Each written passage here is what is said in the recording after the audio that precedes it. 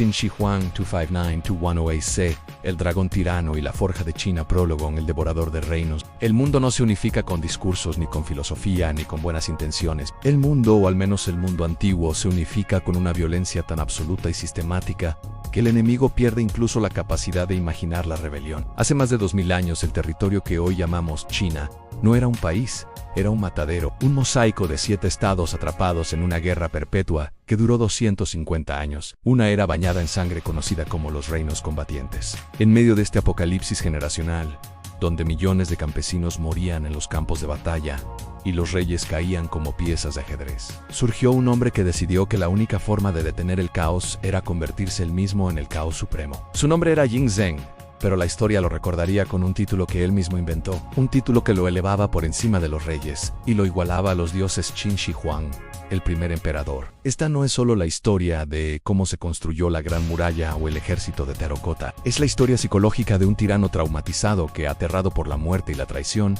forjó un sistema de control estatal tan perfecto y despiadado que, más de 2 milenios después, los cimientos geográficos y políticos de su imperio siguen vivos. Esta es la autopsia del dragón. Y el rehén traumatizado a la forja de un corazón de piedra. Para entender al emperador, primero hay que mirar al niño. Jing Zheng no nació en un palacio de marfil, sino como un rehén de lujo en el estado enemigo de Zhao. Durante su infancia, estuvo rodeado de desprecio, peligro y la amenaza constante de ser ejecutado si su estado natal, Qin, atacaba. Creció aprendiendo la primera y más dura lección de la política. Nadie es de fiar, y la compasión es una sentencia de muerte. Cuando finalmente logró regresar a Qin y ascender al trono siendo un adolescente, descubrió que el peligro no venía de los enemigos extranjeros, sino de su propia corte. Su madre, la reina viuda, tenía un amante secreto llamado Lao Ai, con quien conspiró para derrocar al joven rey. Al mismo tiempo, su canciller y figura paterna, Lu Bue, movía los hilos en las sombras. Jing Zheng aplastó la rebelión con una furia escalofriante. Hizo descuartizar a Lao, atándolo a carruajes de caballos, y purgó a todos los conspiradores. En ese baño de sangre íntimo, el rey de Qin asesinó su propia humanidad. Si ni su madre ni sus mentores eran leales, la lealtad humana era un mito. Para gobernar, necesitaba algo más fuerte que el amor o el respeto. Necesitaba el terror. Segundo, el legalismo, la filosofía de la maquinaria estatal. Mientras otros estados chinos basaban su moralidad en el confucianismo, la creencia en la virtud, la benevolencia, la familia y el respeto a los antepasados, el estado de Qin abrazó una doctrina política oscura, pragmática y brutal, el legalismo. Para los legalistas, el ser humano es egoísta y perezoso por naturaleza. No se le puede gobernar con moralidad, sino con leyes de hierro y castigos draconianos. El Estado estaba por encima de todo. Bajo este sistema, el individuo no tenía valor. Era solo una herramienta para enriquecer al imperio y alimentar a su ejército. Las familias fueron divididas en grupos de 5 o 10, obligadas a espiarse mutuamente. Si un hombre cometía un crimen, sus vecinos eran mutilados o ejecutados junto con él si no lo denunciaban. Esta responsabilidad colectiva convirtió a cada ciudadano de Qin en un policía de su vecino. La confianza social fue destruida y reemplazada por el pánico a la ley. Pero este sistema funcionó de manera aterradora, convirtió a Qin en la máquina militar y agrícola más eficiente y disciplinada del mundo antiguo. Tercero, devorando como el gusano de seda con los hijos en la unificación con su estado, operando como un motor perfecto, Jing Zheng desató a sus legiones. El ejército de Qin no luchaba con la caballería aristocrática de la vieja época. Era una máquina de infantería masiva, armada con ballestas estandarizadas y liderada por generales que no ascendían por su sangre, sino por el número de cabezas decapitadas que traían del campo de batalla. La estrategia de Jing Zheng fue descrita por sus contemporáneos como un gusano de seda devorando una hoja de morera, lenta, metódica e implacable. Entre el 230 y el 221 a.C., uno a uno, los otros 6 grandes estados cayeron: Han, Shao, Wei, Chu, Yan y Qi. Los reyes rivales fueron asesinados o exiliados. Las capitales enemigas fueron arrasadas, sus murallas desmontadas y sus armas fundidas para construir estatuas en la capital de Qin, Zhongyang. En el 221 a.C., a la edad de 38 años, Jing Zheng miró el mapa y vio que ya no quedaban fronteras. Había hecho lo imposible. Había unificado todo bajo el cielo. Ese día, dejó de ser un rey y se autoproclamó Qin Shi Huangdi y el primer y augusto emperador. Cuarto, el imperio de la uniformidad en estandarizar la realidad. Conquistar el mundo a caballo es fácil. Gobernarlo desde el trono es el verdadero desafío. Qin Shi Huang sabía que los antiguos reinos mantenían sus propias identidades, idiomas y sistemas, y que a la menor señal de debilidad, volverían a separarse. Su solución fue someter a la geografía y a la cultura humana a una lobotomía estructural. Ordenó la estandarización absoluta. Los anchos de los ejes de los carros se hicieron uniformes para que todos encajaran en los mismos surcos de las carreteras imperiales. Los pesos y medidas se unificaron, facilitando un mercado único y una recaudación de impuestos impecable. Pero su golpe maestro fue estandarizar la escritura. Eliminó las escrituras regionales e impuso un único sistema de caracteres. De este modo, aunque sus súbditos hablaran dialectos incomprensibles entre sí, todos podían leer los edictos del emperador. Qin Shi Huang no solo conquistó la tierra, conquistó la forma en que los chinos se comunicaban y estructuraban su pensamiento. La guerra contra el pasado, al quemar libros y enterrar eruditos.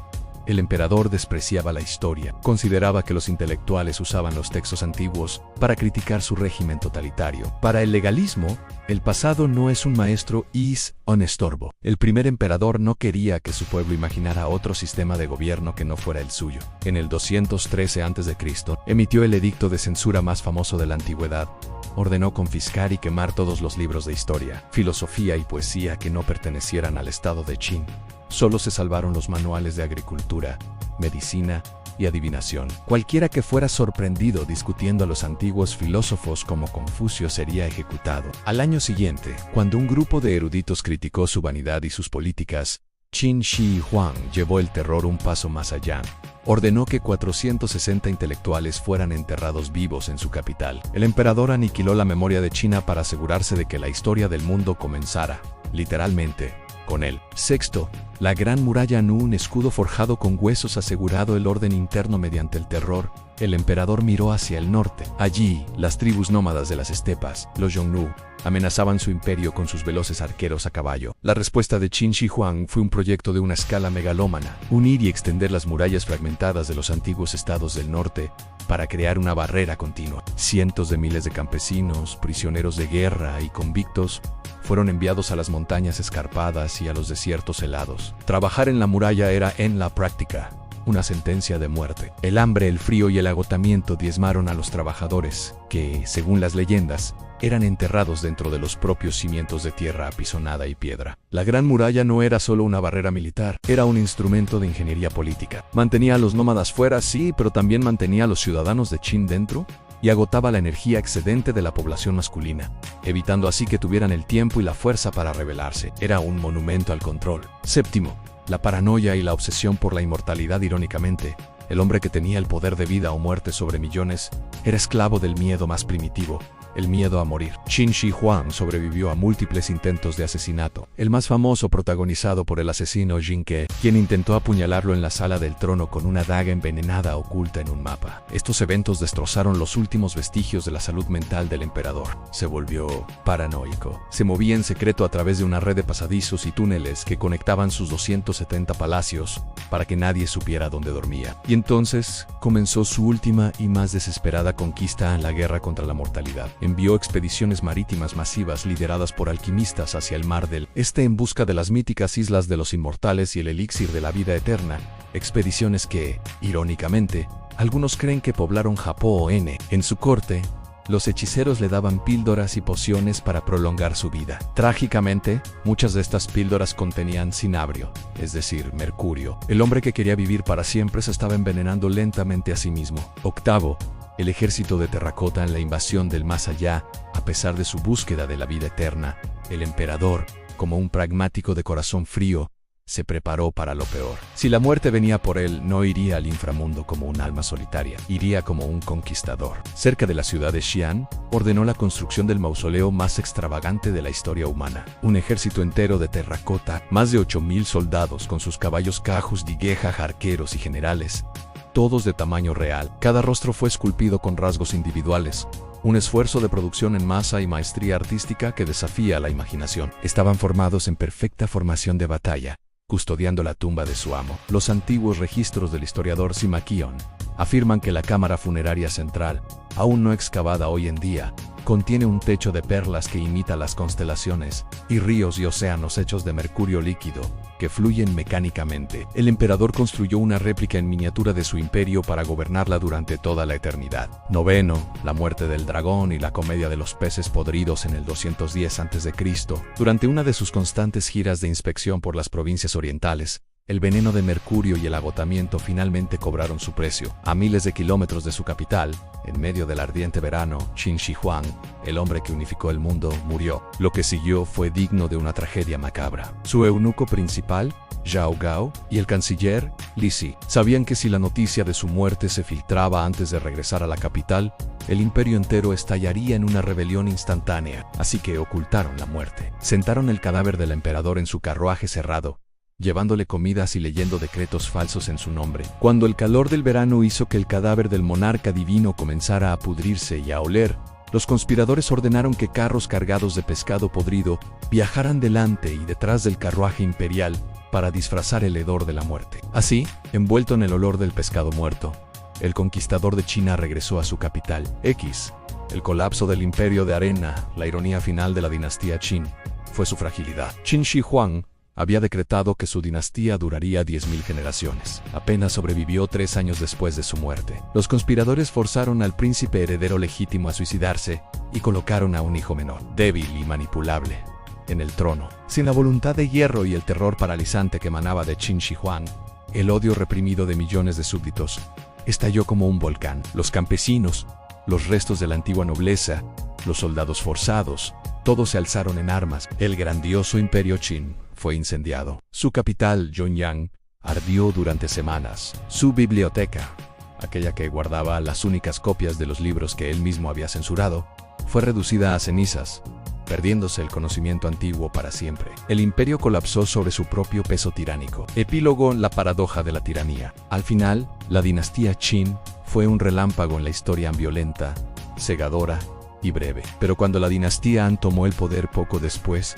no volvieron al antiguo sistema feudal fragmentado. Mantuvieron en secreto casi todas las reformas administrativas, legales y de estandarización de Qin Shi Huang.